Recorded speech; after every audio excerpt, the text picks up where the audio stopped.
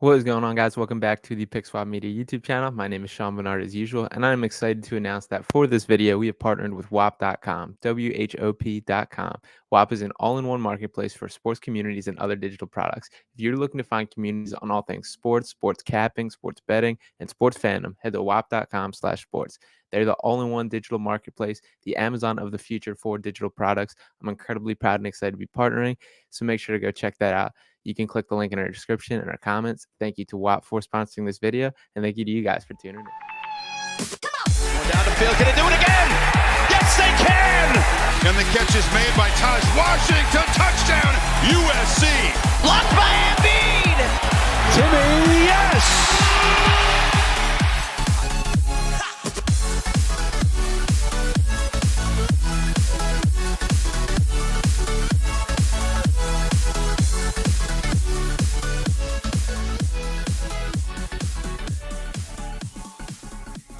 All right. Hello, everybody, and welcome back to the Beef Up Front podcast here on Whop Media. Show's Ryan Coyle, joined by Joe Kometz. As always, we are now into 2023. Happy New Year to all. College football wrapping up on Monday night with the national title game. Make sure to go check out that episode if you haven't for the preview that we have between TCU and Georgia. And then after that, we're going to be, including this episode, full swing college basketball the rest of the way. We had some, the holidays got threw off our schedule a little bit with not many games on the one weekend. And then last weekend was just a mess with the holiday schedule, as well as the college football kind of taking focus there. So we're here for college basketball the rest of the way out. We have our top 10 games of the week that we'll be covering here on out through March until we get to the tournament. And then we get into our tournament previews and all that good stuff as well. So some big stuff coming here.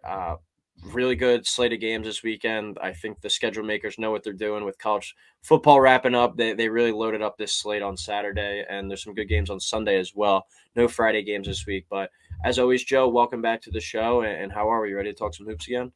I'm fantastic, Beef. Like you said, I mean, this is the time of year where, even like myself, who, you and I are crazy big sports fans, but I haven't even paid 100% attention to college basketball because of college football and the NFL. NFL last week, the regular season's wrapping up on Sunday, but, you're going to start getting into full-on college basketball mode. I mean, we're seeing that with this, a fantastic slate of games. There's a lot of great games, too, that we won't even touch upon, which is because I love that we're having so many games jam-packed from noon to midnight of just straight college basketball. It's going to be fantastic. I can't wait for the tournament, as always.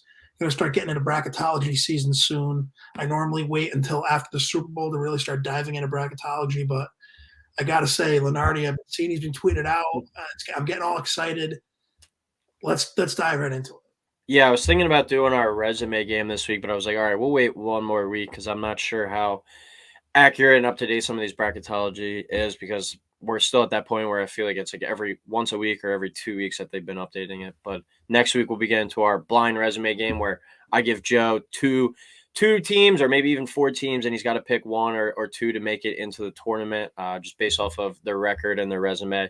And then we kind of guess which team is which and who would get in or whatnot. So, but like you said too, Joe, such good games. Like usually the week before on like Sunday or Monday, I'll list out like the top games I see on the schedule for the week, and it's usually around 14 or 15, and then I narrow it down to 10. There were some tough ones I had to keep out, so a couple more games on our schedule that's not on our show this week that are on the schedule that are going to be some really good games, so make sure to tune in across all those. But we'll start it out on Saturday with an SEC game. We got Kentucky at 10-4 at number 7. Alabama's 12-2, 1 o'clock on ESPN. As always, we're using HaslamMetrics.com here for our projected score, and then I set the line and the over-under based off of that projected score. Haslam has projected score of Alabama winning this one 79-72, so I'll set it at Bama minus 6.5 and over under 151.5. So I'm going to take Bama here at home, 88-79. I mean, so I'm taking Bama minus 6.5 and the over 151. SEC football teams know this. When Alabama comes to town, you're going to get the biggest crowd of the year. You're going to get your best. I know Kentucky isn't the usual Kentucky, but you have Kentucky coming to town. You're going to get your best crowd. Alabama's number 7 in the country for a reason. They're having a great year so far. I mean, Tuscaloosa is going to be rocking. But I just think that Kentucky is not the Kentucky we're used to seeing. I already said that before. And it's tough when you have these elite blue blood teams that like 10-4 is a great start to the season for any other program. For Kentucky, it's like, ooh, what's wrong here? And you really start to nitpick them, kind of like with, Duke. You called it, Coyle, last night when you were texting us. NC State, dog of the day, smoked Duke. And you're going to see that a lot. It's tough to win on the road in college basketball. I think basketball is the number one like home field advantage sport, especially in college. And especially now after the past, 2 years ago, there was really no crowds or limited. And last year, even COVID was still kind of running rampant throughout the winter and a lot of games were getting canceled. I think this is the first year where that like full home court advantage is finally back. Yeah. I couldn't agree with you more. Like the only cancellations that have happened this year was because of that freak nationwide, like snow and ice storm. And even that, they were canceling games like Utah Valley taking on like UC Santa Barbara, like games that non-conference games that didn't really have any meaning on the end of the season. But I think Bama's going to win this game pretty convincingly. I just think Bama offensively is so hard to stop, and I don't think Kentucky can match up to that. They have Oscar Tshiebwe, but it's tough when your center is kind of your star, and you're kind of seeing this with, I'm going to be biased and bring it to UConn for a second. Yeah, UConn has some decent guards, but when your best player is your center, like Adama Sanogo, it's tough when you start getting into a shootout. And I just think Alabama's going to expose Kentucky. I think this is going to be one of those games they're going to be in control the whole time. I think they're going to cover that 6.5 easy if that does end up being the spread. I know, our guy Haslam does a fantastic job. But I'm going to go Bama here in a pretty convincing fashion. I like Bama to win and cover as well. I'll take the under, though, by the half a point. I had Alabama 81, Kentucky 70. I just don't really believe in this Kentucky team, despite all the talent and the 5 stars I have on this roster. It just seems like John Calipari's style of coaching isn't really getting through to this talent like it used to be.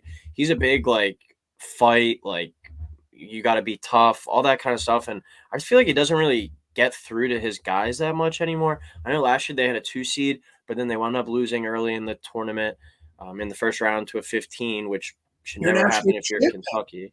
What? Your national title pick. Yeah, it was my national title pick. I think I've picked a 2 seed to win the national title 3 times, and it was Kentucky, Georgetown, and Missouri, who all lost in the first round. So pretty impressive there by me. But Calipari's also just never been a really great X's and O's guys to begin with. He's always kind of banked off, I think, recruiting well and then kind of just getting his guys to buy into playing hard. And just his X's and O's just are archaic at this point and not really benefiting his talent. Oscar is still dominating, averaging 16 and 13. Case and Wallace having a really good freshman year. But outside of those two, this team is really underwhelming right now. Finding a way to go to Alabama and get the win here could be like that victory that flips the switch for their season. But I'm really high on this Alabama team, and I think that they have the best player in the conference in Brandon Miller. I think when it's all said and done, he might be like the top pick in this draft out of college. There's a bunch of guys with Wembanyama as well as the Scoot Henderson and the Thompson twins who are non-college players. I think Brandon Miller could be the top college player pick this year. And when you have a guy as talented as that and you combine with playing them at home against Kentucky, like you said, Joe, the Super Bowl, the game that's scheduled on their calendar, everyone is going to get up for that. I just think the Tide winning here is a pretty good bet. Covering 6.5, that's a pretty big number against a team that still has the talent that Kentucky does. But I'll take him here at home. Maybe just some late free throws down the stretch kind of helps them pull away. Second game, number 14 Wisconsin at 11-2. Another year coming into it where everyone was like, oh, they'll finish 9th or 10th. They're not very good. Here they are again, top 15 in the country. At Illinois, the biggest head-scratching team, in my opinion, in the country right now at 9-5, 130 on ESPN2. Projected score here, Illinois 66-61. So we'll go Illinois minus 4.5 and over-under 126.5. Yeah, I have a pretty similar score prediction to our guy Haslam. I have Illinois winning this game 65-59.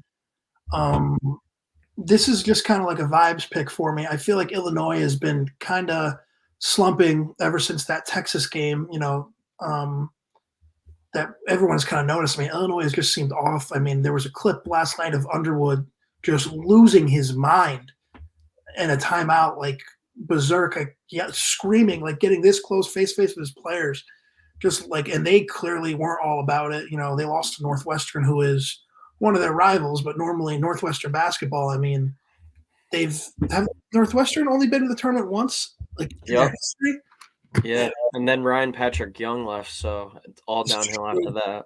Rothstein cursed him. Our guy John Rothstein said he was going to have he's going to buy out a bar if they made the tournament, and then they didn't, and he jinxed them. But I have Illinois winning this game 65-59. I also saw a tweet from our guy Haslam, who is a Wisconsin guy. He's a fan of Wisconsin. He tweeted out, he was replying to one of the guys commenting. He said, "We are this year's Providence."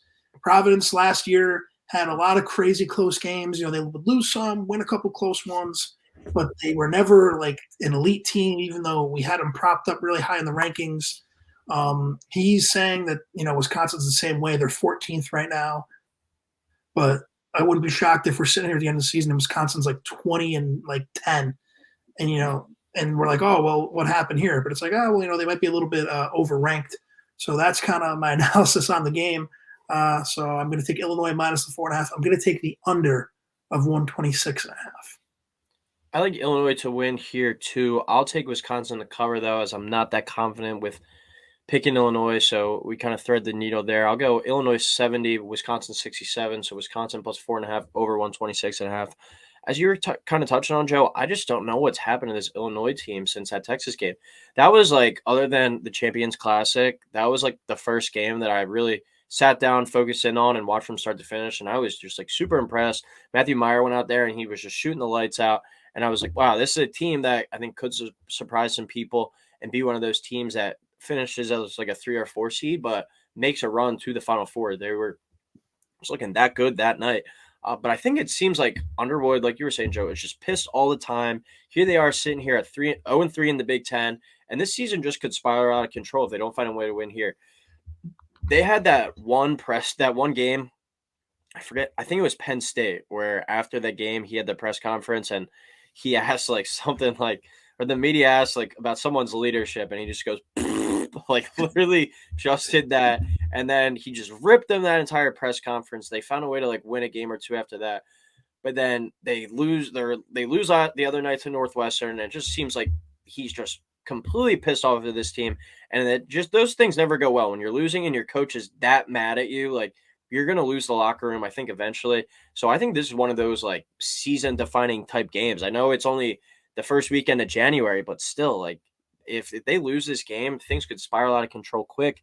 And then you look at this Wisconsin, just another steady Eddie group. As always, they've won 6 in a row, looking like a high seed in the NCAA tournament again. But back against the wall, I'm going to take this Illinois team. I think they're more talented, and they're at home. That's a really good home court advantage when that place is rocking. But if this is a game where Wisconsin finds to win and it's not even like close, like they win by double digits or something, Illinois falls to 9-6. This could be a team that might not even make the tournament at the end of the day. So I'll go with Illinois here. I like to pick these teams that are at home, especially with their backs against the wall. But we'll go with Wisconsin to cover in that one. All right, third game of the week. Go to the Big 12. Number 25, Iowa State. Once again, a not very talented team, performing really well at 11-2. At number 17, TCU, coming off a big win over Baylor, who is 13-1 now. 2 o'clock on ESPNU. Projected score here, 66-61 TCU. So we'll set it at TCU minus 4.5, over under 126.5. I believe that's the same exact line and over under as the one before. Biggest sports weekend in the history of TCU athletics. You have a massive top 25 game, with Iowa State coming to town. Then on Monday, we just finished talking about in the last show that we did together in our college football show, TCU football playing in the national title game. TCU's campus is going to be rocking. I believe this is the weekend, coming up where you start seeing the students coming back to school. I know, at Misericordia, we're like a week later, but, you start seeing kids filter in, especially, TCU is in the Dallas-Fort Worth area. You're going to have a rocking crowd. It's going to be a huge game on national TV. So I think at this point now with streaming, every game is like if it's on an ESPN network, it's like a national game. Massive game too for not only the Big 12, but this is going to be one of those games with the Big 12 being a complete gauntlet. I believe I saw at one point before conference play started, every team in the Big 12 was in the net top 50, which is Top 45. that insane. You have an I entire think I saw Joe. I think I saw something today. Oklahoma is like the last team either in KenPom or the net right now. I think it might be KenPom in the Big 12, but they would be projected to win 23 other conferences. That's insane. That's insane. And that is like my point with, every single game is going to matter so much, for TCU and Iowa State, which I think it matters a little bit more for Iowa State just because, like you said, Coyle, they might not be as talented, but they just have, a really good coaching and, the program is kind of just built like toughness, grit, grind. We've seen it with past Iowa State teams that might not have been as talented, but have managed to outperform expectations. But this is just kind of another vibes pick. I mean, you have the national title game on Monday. TCU basketball is going to find a way. There's an energy around that campus right now that can't be replicated anywhere else.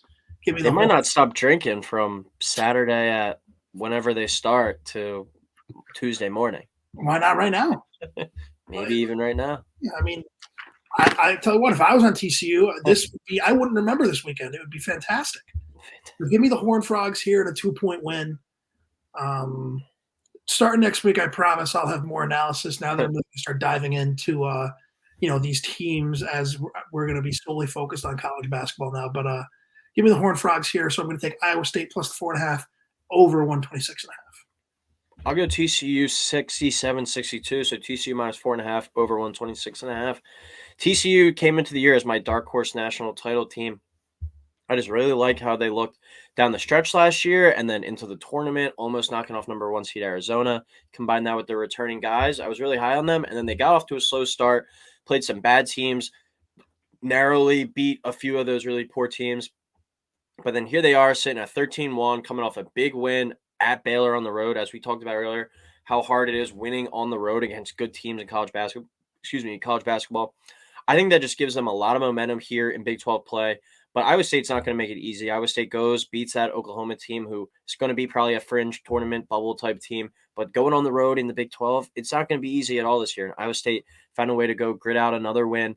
Back-to-back years where they're, like I said earlier, haven't had much talent, but they just find ways to win basketball games. Kind of like TCU with football, where they might not be the most talented group, but they just keep winning games. And at some point, you can't rule them out. They made it to the Sweet 16 last year, and they were projected to finish like dead last across all like media platforms and in the Big 12 standings. So I expect TCU to find a way to win this one at home, though. I do agree the football aspect kind of has some effect on them as well. It just feels like everyone right now is kind of cheering for them, and they just got a bunch of momentum on their side. That's got to be a really cool kind of atmosphere down at the school right now. They'll probably, if they win this game, be in the top 10 next week, and they could also – that comes out at like what – noon on Monday, and then you have your team competing for the national title. I don't know if TCU's ever been in the top 10 for college basketball, so it would be a pretty cool Monday down in Fort Worth. Yes, Fort Worth. Yeah, down in Fort Worth.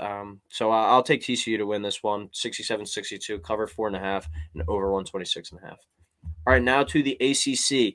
Syracuse 10-5 at number 11. Virginia, who's 10-3. After an 8-0 start, there are only 2-3 in their last 5. 5 o'clock on ACC Network. Projected score here, 69-55, Virginia. So we'll set it at Virginia minus 13.5, over under 133.5. I don't think it'll be this high when the spread comes out. I expect this to be more around like a 9.5, 10-point type of line. Yeah, Coyle, I just took the words out of my mouth. Like, I know obviously this is based off of what Haslam's projecting, but just Virginia isn't the offensive juggernaut to beat a team. Like, they're not built to win games normally by 14 or more. Even the over-under at 133, I have the prediction 59-48. So I would have them covering the 13.5, but I'm definitely taking the under. And this is a Syracuse team that's very weird. They're not that good. Just keeping it honest. They're not that good of a team, but it's kind of been Syracuse's MO for the last, 7-8 years, with Boeheim, ever since going to the ACC. They are the Pittsburgh Steelers of college basketball, where they might not have the flashiest season, but they're the ultimate never say die team. I could see Syracuse, they're 10-5 right now. I could see us on conference tournament week that Tuesday or Wednesday, the first or second round of the ACC tournament, Syracuse is 18-13, but they're projected in Lenardi's like first 4 out, and they go on a run in the ACC tournament, and they sneak into the NCAA tournament and make noise, kind of like they've done for the past couple of years, not including last season, of course. But this is just Syracuse team. They don't excite me. Virginia plays, lockdown defense. We saw Syracuse struggle to win on the road against Louisville, who might go down as one of the worst Power 5 teams in the history of college basketball. And I don't think that's an exaggeration. Louisville is terrible. And Syracuse also has 2 losses on their schedule. I was looking at that a little bit earlier. Home loss to Colgate and a home loss to Bryant. I know those are 2 good G5 programs that will most likely win their league and represent their team in the NCAA tournament. But 2 losses that weren't really all that competitive. I know Bryant ended up being a 1 or 2 point game, but I don't know. You're supposed to be big bad Syracuse. You shouldn't lose those G5 teams at home. If they were neutral site or on the road, fine. But you have those teams coming to you, and you can't put them away. It's kind of tough, and I just think that's going to be what we're going to see from Syracuse coming here. I don't know how many more times we will be seeing them on our show, kind of like how DePaul was last season, where they were top 25 early and fell off. Like, I wouldn't be surprised if Syracuse is going to be sitting, like I said, at 18-13 at the end of the regular season, and just be like in the bottom half of the ACC. Yeah, Boeheim's gotten lucky with having a few good tournament runs, because even when they did make those runs in whatever that was the past 5 or 6 years, they were still like super low seeded teams. Like, they haven't had a good regular season in forever. And if he wasn't Jim Boeheim, which I know is saying a lot with all the success that he has had, but if he wasn't Jim Boeheim, you'd hear a lot more people calling for his name, just the way that they've kind of underperformed recently. They were my sleeper team coming into the year. I still think they've got some talent on the team where in a not so good ACC this year, I think they could still make some noise, but I don't think this game is it. I got UVA winning 64-57, but I will take Syracuse to cover 13.5 and under 133.5. Virginia, though, on a bit of a skid, like I said, dropping 3 out of 5 after starting out 8-0. This is a good opportunity, though, at home to correct some things, get a conference home win here and kind of right the ship. Not much else to say. UVA just has to make shots against the zone. That's the thing. If you make shots against Syracuse's zone, you're going to win. If you struggle to shoot and they're excelling on offense, which more times than not, their offense is not the problem. I say 90% of the time is they match up with a team that is able to hit shots and exploit the zone. But I don't see that happening in this one. I think this is a game where UVA just kind of controls the tempo like they like to from start to finish and gets a much-needed win at home here. But I do like Syracuse to cover if that line is 13.5 and the under of 133.5 to hit. All right, Big 12 play now. We go to – this is one of my favorite matchups of the year. Every year I feel like it's kind of weird seeing this on a Saturday. I feel like this is usually a big Monday game where – you're getting over like the NFL playoffs happening from Sunday, and then this is like that 9 o'clock ESPN game. But here we are with it on Saturday night. Number 3, Kansas at 13-1, at West Virginia 10-4, 6 o'clock on ESPN Plus or the Big 12 Network. If you want to rant about that a little bit, Joe. But projected score of Kansas winning only 73-72. So we'll set it at Kansas -1.5 over under 144.5. Yeah, very stupid. I mean, I can go into this forever. Like, it should at least be on a channel, like even if it was on ESPNU. Like, put the, no disrespect to TCU Iowa State, put that game on the Big 12 Network, and then you could put this game on, TV. But kind of like we were saying before, Coyle, with the Alabama-Kentucky game, Kansas basketball is the big bad wolf of the conference. You're going to Morgantown, which has some of the best fans in the entire country. Now, that being said, I'm picking Kansas to win 70-68. So I am going to take Kansas -1.5. I'm going to take the under of 144.5. This is a West Virginia team that is coming off a loss to Oklahoma State on Wednesday. They ended up losing that game, right, Coyle? I think Pat was yelling about that in our group chat about he bet him or something. But, coming off a loss to Oklahoma State, they're coming back home, kind of licking their wounds, but you got the Kansas Jayhawks coming to town, whose only loss is to Tennessee on the season. Kansas is a very real threat to go back-to-back, which we haven't seen since Florida in 05, 06, I believe, maybe 06, 07. Yeah, I think it was Um, 07, 08, or 06, whatever it is. yeah, one of the years I remember they won football and basketball in the same Mm-hmm. season as well, which is awesome. But TCU. yeah, good. Oh, man, that would be awesome. But yeah, give me the Jayhawks here. I just feel like West Virginia is a step away. They're much improved from last season, but I feel like they're going to be a step away from getting with Kansas. I already know if West Virginia makes it to the postseason, I'm going to pick them to go way farther than I should, just because the name Press Virginia sits in my head, and I'm like, oh, no one's going to be able to score on them. So, but give me the Jayhawks here. I'll take the Mountaineers. I'll go 79-74 here. West Virginia getting the home win, so cover in that plus 1.5 over 144.5. They're another team like Virginia on a bit of a skid at the moment. After starting out 10-2, they've dropped their first 2 Big 12 games, and now they're sitting at 10-4. But they do have the chance to right the ship this week against the best team in the country, in my opinion, right now in Kansas. Kansas does find a way to win this game. They'll be sitting at number 1 next week. In their last 8 matchups against the Jayhawks, though, in Morgantown, West Virginia is 5-3. They do have a knack for knocking off this team at home. This is one of those games where we were talking about earlier with Alabama and Kentucky. It's just kind of circled on their calendar all year. This is one of those just kind of must-win games for the program that they really emphasize. It's like I remember throughout high school having like goals of beating those bigger teams, the higher level teams. That's kind of one of those things you talk about at the beginning of the season, finding a way to knock one of those off. And this is definitely one of those things I think West Virginia talks about. So without much else, country roads take me home. Mountaineers find a way to win. This might be my dog of the day on Saturday. I can see the line. I think we have it projected here at 1.5 for West Virginia. I could see it being like a 3.5, 4, and getting that money line up a little bit. I think that this has a pretty good shot to be my dog of the day on Saturday. So give me West Virginia to win this game in the upset. Second game in the Big 12 at 6. I'd love to know what's on regular ESPN or even ABC at 6 on Saturday night, because both these games say it'll be on either ESPN Plus or the Big 12 Network. And this is a really good one. What? They get the NFL on Saturday. That is Raiders, true. Chiefs, and the AFC South title game. That's why they pay you the big bucks. Kansas State at 13-1, at 19 Baylor 10-4, 6 o'clock ESPN Plus projected score here. Baylor 74-72. So we'll set it at Baylor minus 2.5 over under 145.5. Yeah, I feel like this is gonna be one of those games, kind of a welcome to the big leagues moment for Kansas State. We saw it kind of earlier, even though Missouri's completely flipped. Missouri had Kansas on their schedule and got absolutely flattened. Kansas State going to Baylor, who is another one of the, like you were alluding to, Coyle, teams talk about beating those top programs. I'm going to be really excited to see Baylor go to Manhattan later in the season. But Kansas State going to Waco right now, this is a Baylor team that is just so well run.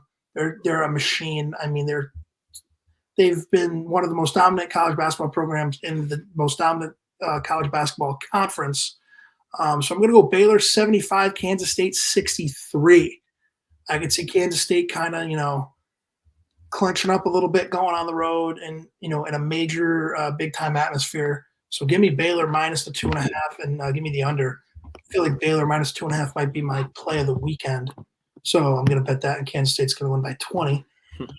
But give me the Baylor Bears here in a pretty convincing fashion. I like that comparison that you made with Kansas, Missouri. I could see this kind of being one of those type of games. But I'll go Baylor winning by a slight margin, still covering, though, 74-70, under 145.5, barely hits there, so Baylor minus 2.5 as well. Baylor was my national title pick coming into the beginning of the year, and I think you can say that they've underperformed sitting here the first week of January with 4 losses already, including that home loss to TCU the other night. But I do still believe in this team long term. I think they have the talent and, most importantly, the guard play as well as coaching they just got to fix a few things, and I just think maybe allocate some roles a little bit better. But the Big 12 is just going to be a fist fight every single night. I wouldn't be surprised if the league winner at the end had like 4 or 5 losses, just because, as we were saying, Oklahoma projected to win 23 other conferences if they were in them. That's insane. But it's got to be impossible for all these teams to make the tournament. You're going to see 1 or 2 of these teams probably left out at the end of the day. I could see it being like Oklahoma and Oklahoma State. But so if you get the rest of the league in, that's really good. But it's just going to be a fist fight. It's going to be super hard to win. on the road in these games. K-State is one of the best stories, though, of the young college basketball season. They completely remade the team with transfers. Former Baylor assistant coach Jerome Tang took over this program his first year, and he's got him sitting at 13-1. I don't think anyone saw that coming. Got his redemption or his whatever you call it, reunion kind of here going back to Baylor. But I do think Baylor finds a way to win this one. I don't see them losing 2 in a row in the conference at home. So give me Baylor 74-70. They cover that 2.5, but under 145.5. All right, we go to the SEC now. Got only about 10 minutes left, so we got to kind of whip through these last few games. Number 13, Arkansas at 12-2. At number 22, Auburn 11-3. 8:30 on SEC Network. Projected score here 69-68 Auburn. So we'll set it at Auburn minus 1.5, over under 136.5. Yeah, I'll keep this one quick. Arkansas 77, Auburn 73. So Arkansas plus 1.5. Going to take the over of 136.5. Auburn's just not that good. And Arkansas, although, aren't that bad on offense, they're not exactly the best shooting team, and going on the road, Coyle, like you said, is always tough in conference play. So I think it's going to be a pretty close game, but Arkansas should be able to walk away with a win pretty easy. Yeah, Auburn was my team last year, but I was so predicated on how high I was on Jabari Smith and how good Walker Kessler was on both ends. I just don't really think this Auburn team is very good. I'll go Arkansas 74, Auburn 65. Arkansas getting the road win here would be big. But watching a little bit of Auburn last night against Georgia, wasn't very impressed against them. And Georgia, who is another team that could be like a DePaul, or even we'll see what happens with this Kansas State bunch. But just a team that kind of sits there at the beginning of the year after having maybe not the best non-conference, and then come conference play gets kind of exposed. I'm just, like I said, not a big fan of this Auburn team. Jabari and Walker Kessler carried them so much last year, presented challenges on both ends of the floor, and they just didn't have good guard play, and that's what ultimately did them in, and they didn't really upgrade the guard position this offseason. This team has been on the show now 3 times this year, and I'm 2-0 picking against them, taking Memphis over them and USC over them. I'll continue that here. Big fan of Arkansas, even without Nick Smith. I think that the trend continues here of Auburn losing on the Beef Up Front podcast. So give me Arkansas 74-65 plus 1.5 for Arkansas and over 136.5. Last game of Saturday night, little change up here. We go to the Mountain West. Really cool matchup here. UNLV at 11-3, best start that they've had in quite a while. At number 21, New Mexico, who's at 14-1, just lost their first game of the season earlier this week or last weekend against Fresno State.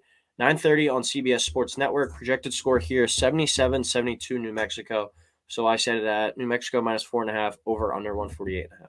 Fantastic mid-major game. I mean, you can make the argument that the Mountain West is the best conference outside of the Power Six in college basketball. With the American Athletic, you can make the argument that the Mountain West might be a little bit deeper than the AAC. But I'm going to go New Mexico 92, UNLV 88 in overtime. So I'll take UNLV plus 4.5. I'll take the over 148. This is just a great story. 2 teams, that haven't been this good in a long time. UNLV, national championship before, used to be very nationally relevant. New Mexico's always been, back in the day, a pretty solid team. Rothstein said it best, college basketball is a lot more fun when these 2 teams are relevant. It's going to be a fantastic game. Definitely think you should tune in, in between the NFL game and this one for sure. This is going to be a fantastic game. Give me the Lobos at home. The Pit is going to be rocking. One of the coolest names for a stadium, too. Give me the Lobos. I like New Mexico, too, 86-75. I'll take them minus 4.5 and over 148.5. It was a weird line the other night, that Fresno State game. We knew the loss was coming, but Fresno State has been pretty good over the past few years, having a bit of a down year, but they were only like New Mexico was only like 4.5-point favorites, but that was a little bit of a weird line. I think you kind of could have kind of seen that loss coming, but I am glad to see both these programs relevant. UNLV, it's one of those things I bet your dad talks about, and my dad always talks about, oh, back in the 90s, they were so good. They were such a fun team to watch. But if they do take care of their business in the rest of the regular season, like you were saying, Joe, Mountain West are pretty good non-Power 5 school. When you got Boise State's usually pretty solid, Colorado State, they'll have a few chances to get some like decent wins. If they find their way to whatever, like 28-6, I'm not really sure what the record would be, something around there, 26-6, I think we'll see them in the tournament. They should be a position, though, for most of the year to just be a bubble team. And that would be their first tournament since 2013, which is pretty hard to believe. And then New Mexico was really good for a few years when we were younger. That was when I first really started getting into college basketball. It was another one where I picked them. They were like a 4 seed or a 13 seed, and they got upset by Harvard in the first round. And it was like a super late game. And I remember waking up in like 4th grade, like really upset that my bracket was already busted. But they were a team that year. That's where I really started getting into college basketball, like I said. And the pit, as you mentioned, Joe, just such like a cool thing. And when you see like pictures and videos of that crowd when they're good, that place is rocking and it's really fired up. So there's nothing much else to do in New Mexico. I feel like this will be like the biggest show in town that night. I think a great back and forth battle and really good for the Mountain West, but I'm not going to pick against New Mexico here in the pit. So give me New Mexico to win, to cover, and the over to hit. All right, 2 games left on Sunday to whip through real quick. Both Big Ten matchups. Number 24, Ohio State 10-3 at Maryland 10-4, 1 o'clock on ESPN. Projected score of 73-68 Ohio State. I'll set it at Ohio State minus 5.5, over under 140.5. Recording this on Thursday night. Both these teams are currently playing as we record. So one kind of major thing, though, Zed Key, one of the better players for Ohio State, just got ruled out for the rest of the game against Purdue tonight. So we could see if that has an impact for this game as well. But what are your thoughts on this matchup, Joe? Current score, by the way, Cole, I have it pulled up. Ohio State 28, Purdue 19 at the time we're recording this. So if that result holds, that'll be massive. I have Ohio State winning this game 72-68. I'll take Maryland plus the 5.5, under 140.5. I will say I'm going to stick with this as my pick. But if it ends up, being Ohio State winning the game, I will bet Maryland. You have an emotional hangover going on the road on a Sunday. Everyone's going to be all jacked up, amped up from their win over the number 1 team in the country. I just think Ohio State's a little bit better than Maryland. I don't know. There's something about this Maryland team. I feel like they're going to kind of, similar to how you were talking about Auburn, they're going to kind of get exposed in Big Ten play. I don't know. They just have that. I have a very weird feeling about them, so I don't like picking them at all. So I'm going with Ohio State. I will take them to cover the 5.5, though, because I think it's a little bit bigger number for a team, going on the road. Definitely the under 140. I could see this being one of those Sunday games. Everyone's going to be paying, in the state of Maryland's going to be paying attention to the Ravens. I wouldn't be surprised if you don't have that great of a crowd at the game on Sunday. I'm going to take Maryland here at home. I think they need one of those kind of games to, especially if they lose this game to Rutgers, to just right the ship and get things back on track. I'll take them in a close one, 70-68. So Maryland plus 5.5, under 140.5. And like we've talked about a lot, Joe, I just don't like picking against teams who are pretty good, solid teams. It's not like this is Tennessee versus Vanderbilt or something, like Kentucky versus Vanderbilt. This is still I think at the end of the day, when we look at the Big Ten, these will be 2 teams that are between 4 and 8 or 9, kind of like that middle of the pack range. And when you get a chance to have a home conference game here, you got to take advantage of that. So after a hot start by Maryland, kind of collapsed recently, but as I was just saying, winning on the road in the conference is no easy task. And if Maryland does lose this game to Rutgers tonight, obviously this episode will be coming out after that. This becomes a much bigger game because if they lose the next game on Sunday, they fall to 10-6. And after that blazing hot start, you're looking at a team that might not make the tournament. Big emphasis here, I think, from Kevin Willard on protecting your home court and getting back to the way that you saw you could play earlier in the year. I just have faith in Kevin Willard, more adjustments and a chiropractor to get this one done, Joe. So give me Maryland to win, to cover, and then under 140.5. In our last game of the week, a really cool matchup here. Number 1, Purdue at 13-1, as we said, playing right now against Ohio State at Penn State 11-4, who just dropped a tough game on the road at Michigan last night, 6 o'clock on Big Ten Network. Projected score here, 70-64 Purdue. Purdue comes in as the minus 5.5 point favorite, over under 133.5.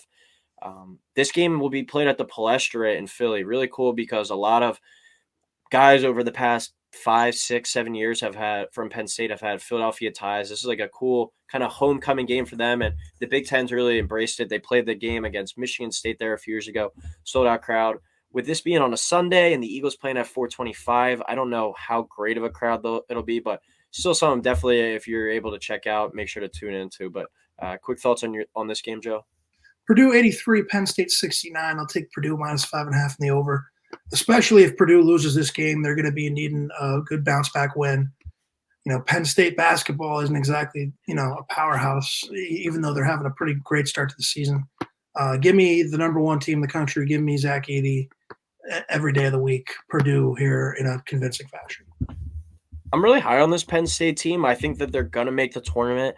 And I think if they're like an 8-9 seed, and if they win that game, they're not going to be a team a 1 seed wants to play because they play such a unique style from the few times I've watched them. Like 4 guards, sometimes even like 5, whether it's like a guard wing.